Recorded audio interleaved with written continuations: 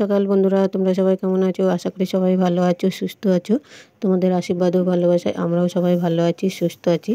এখন থেকে ব্লগটা শুরু করলাম তোমাদের সঙ্গে নিয়ে। প্রথম থেকে লাস্ট পর্যন্ত ভিডিওটা দেখার অনুরোধ থাকলো।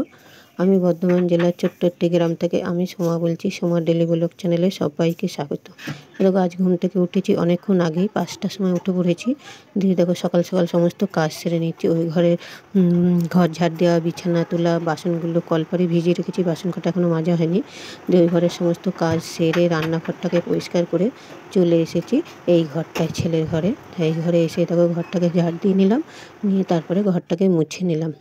দিয়ে একবারে স্নান করে নিয়েছি। নিয়ে দেখো একটু আলুর তরকারিটা বসিয়ে দিলাম। আর যেহেতু আমি নিরামিষ খাবো, ভাত খেতে নেই, তাই আলুর তরকারিটা করে নিলাম আর কটা ময়দা মেখে রেখে দিয়েছি। দিয়ে দেখো কাপড় চেঞ্জ করে দিয়ে চলে আসলাম, ঘরের ঠাকুরটাকে পুজো দিয়ে নিয়েছি। নিয়ে দেখো বাটা সাজিয়ে নিয়েছি, দিয়ে পুজো দিতে যাবো বলে দেখো পুজো দিতে চলে এসেছি। তো এটা গঙ্গার ধারে পুজো হয়, কিন্তু চারদিকে খুব জল আর এসেছে, খালে জল চলে এসেছে চারদিকে জল বলে, আর গঙ্গার ধারে আর পুজোটা হয়নি। দিয়ে বামুন বাড়িতেই পুজো হচ্ছে, সেখানেই পুজো দিতে চলে এসেছি। তাই দেখো পুজো হয়ে গিয়েছে, চলে এসেছি বাড়িতে, সবাইকে প্রসাদ দেওয়া হয়ে গিয়েছে। দিয়ে আমিও একটু প্রসাদ মুখে দিয়ে নিলাম, দিয়ে জল খাবো। দিয়ে দেখো দিয়ে খাবার ময়দা তো মেখেই গেছিলাম, এসে লুচি কটা ভেজে নিচ্ছি সবাই মিলে খাবো বলে, খাওয়া দাওয়া করবো বলে। তাই দেখো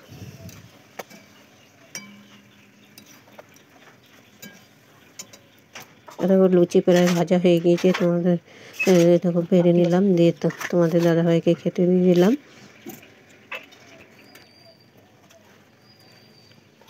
দিয়ে আবার এরকম এই থালাটাই নিয়েছি, শাশুড়ি মাকে দেবো। শাশুড়ি মাও ষষ্ঠী করেছে যেহেতু, দিয়ে বলেছিলাম আপনাকে আর আলাদা করে করতে হবে না, দিয়ে এখানেই খেয়ে নেবেন, তাই দেওয়া এলাম।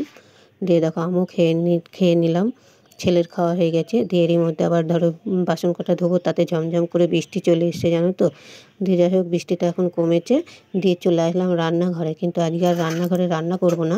এই আলুটা দোকানের আলু সেদ্ধটা বসিয়ে দিলাম, এটা এদিকে হবে জালে। কাঠের জ্বালানি খুব কম আছে, যার জন্য কাঠে বসিয়ে দিলাম শুধু আলু সেদ্ধটা।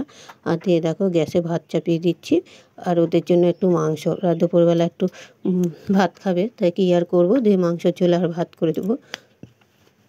আর আমার লুচি তরকারি এখনও আছে, সেটাই দুপুরে খেয়ে নেব। তাই দেখে কড়াইটা চাপিয়ে দিয়েছি, আলু কটা ভাজবো, তেলটা গরম হলে। তাই মিক্সিতে একটু বাটনা মাংস করবো যেহেতু, সেই বাটনাটা করে নিচ্ছি। আর মেঘ হয়ে রয়েছে তো, বারে বারে বৃষ্টি আসছে যেহেতু, তার বারে বারে কারেন্টও চলে যাচ্ছে।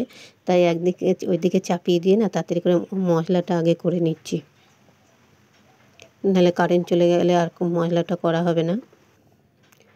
তাই দেখো এদিকে তেল গরম হয়ে গিয়েছে, দিয়ে আলু কটাও ভেজে নিলাম। জিরে শুকনো লঙ্কা ফোড়নে দিয়ে পেঁয়াজ কটা দিয়ে নিলাম, পেঁয়াজ কটা একটু ভালো করে ভেজে নেব।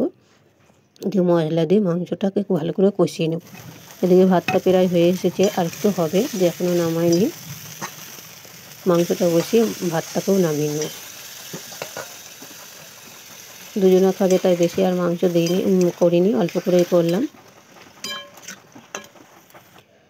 দেখো মাংসের ঝোলটা বসিয়ে দিয়েছি, দিয়ে দেখে ফ্যানটাও ঝরানো হয়ে গিয়েছে। ভাতটা রাখবো, তা মিটকেসটা অনেক কদিন মোছা হয়নি বলে এখন আবার একটু মুছে নিলাম, জল নেতা দিয়ে মুছে নিয়ে তারপরে ভাতের হাঁড়িটা রেখে দেবো। খাবার সব এখানেই মিটকেসের মধ্যেই রাখি, তোমরা জানো এই নিচের থাকটায়। আর মধ্যের থাকতেই থাকে দোকানের মাল, কড়াই, তেলের কড়াই, তেল, চপের ঝুড়ি, এগুলো মধ্যের থাকতেই থাকে।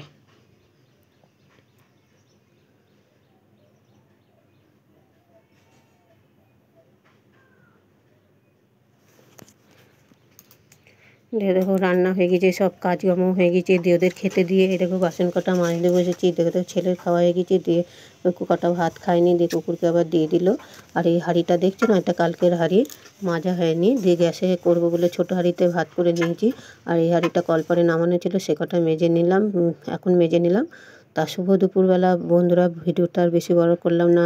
প্লিজ ভালো লাগলে চ্যানেলটাকে সাবস্ক্রাইব করে পাশে থাকবে।